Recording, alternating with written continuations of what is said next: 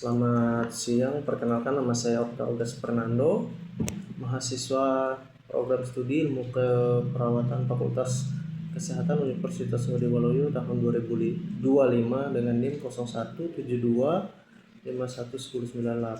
Saya bekerja di UPT Puskesmas Baleriam di bagian rawat inap kurang lebih 8 tahun.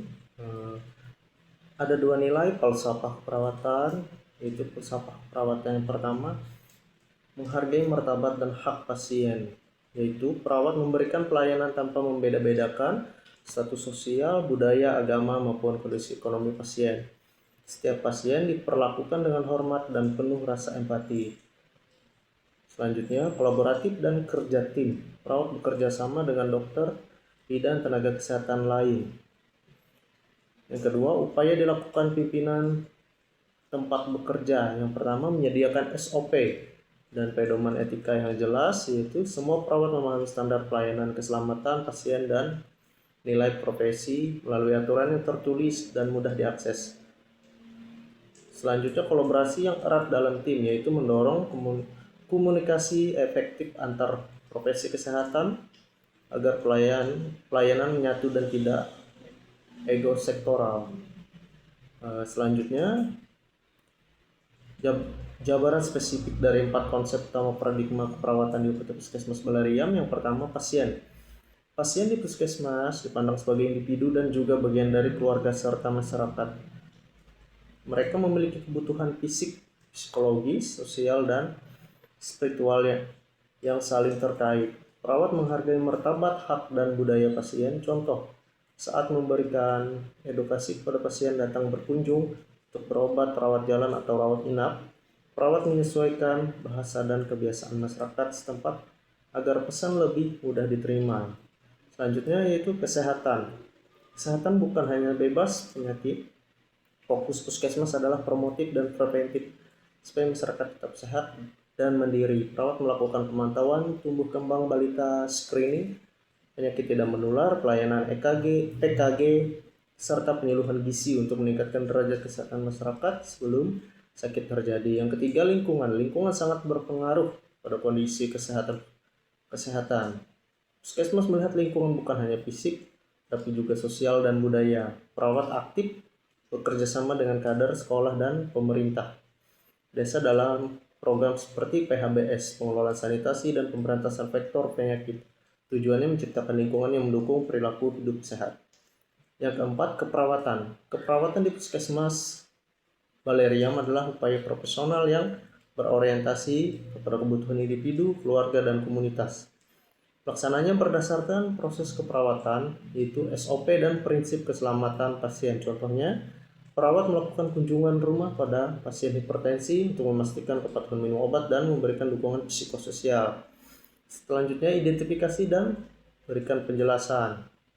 Menurut Grand Theory yang paling menonjol diterapkan, teori ini sangat untuk pelayanan primer karena menekankan kemandirian pasien dalam memenuhi kebutuhan kesehatannya.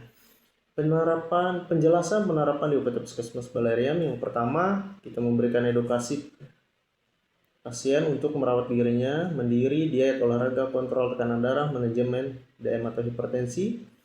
Selanjutnya, program Subindo PTM, posyandu balita, ibu hamil. Selanjutnya, perawat berperan sebagai pendidik, penyuluh, dan fasilitator, fokus pada pencegahan penyakit dan peningkatan kemampuan self-manajemennya.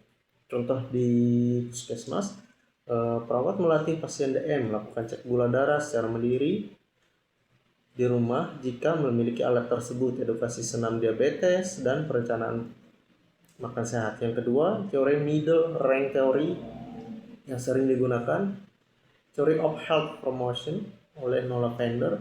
Teori ini fokus pada perilaku sehat dan upaya memodifikasi faktor yang mempengaruhi seseorang menjalani hidup sehat. Penjelasan penerapan di puskesmas. Yang pertama, kita memberikan edukasi hidup sehat pada pasien DM, hipertensi, ibu hamil, dan remaja. Yang kedua, penyuluhan PBS, imunisasi, pencegahan penyakit menular, pelayanan PKG. Selanjutnya, mengidentifikasi hambatan perilaku sehat seperti kurang motivasi, lingkungan tidak mendukung, kebiasaan merokok. Perawat sebagai fasilitator perubahan perilaku. bukan hanya memberikan instruksi. Contoh kegiatan program Puspindu PTM mendorong masyarakat rutin cek kesehatan dan olahraga teratur. Alasannya, Puskesmas memiliki tugas utama dalam promosi kesehatan dan pencegahan penyakit, sehingga teori ini sangat baik. Yang kedua, teori of transformation of Medellin Leininger. Teori ini menekankan pelayanan keperawatan dengan memperhatikan budaya, nilai, dan kepercayaan masyarakat. Penerapan di puskesmas yang pertama menyesuaikan edukasi dan intervensi dengan kebiasaan lokasi. Yang kedua, menerima serta menyesuaikan penggunaan obat tradisional yang aman. Yang ketiga, menghormati keyakinan dalam kehamilan, persalinan, atau perawatan lansia. Yang ketiga, mengajak tokoh masyarakat dan kader kesehatan dalam upaya perubahan kesehatan.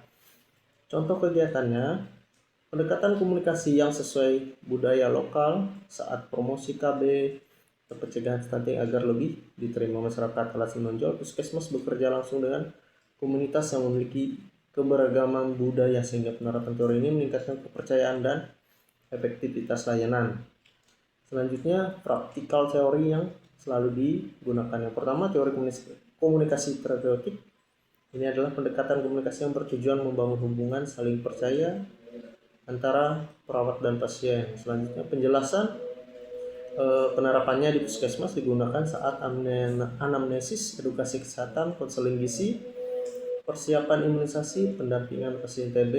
Selanjutnya, membantu pasien merasa dihargai sehingga lebih terbuka dan mau mengikuti program kesehatan. Selanjutnya, melibatkan teknik empati, mendengar aktif, dan bahasa yang sesuai dengan lokal. Dampak langsungnya meningkatkan kepatuhan pasien terhadap terapi dan meningkatkan citra puskesmas di masyarakat. Teori perubahan perilaku behavior change teori yang fokus membantu individu mengubah perilaku berisiko menuju perilaku sehat. Penjelasan penerapan di puskesmas, program berhenti merokok, pencegahan stunting dan edukasi MPASI, manajemen DM dan hipertensi supaya patuh kontrol. Dan selanjutnya, edukasi PHBS di sekolah dan masyarakat. Pendekatan yang digunakan memberikan motivasi mengidentifikasi hambatan, menetapkan target perilaku yang spesifik dan realistis. Dampak langsungnya mengurangi angka kejadian penyakit dan meningkatkan kualitas hidup masyarakat.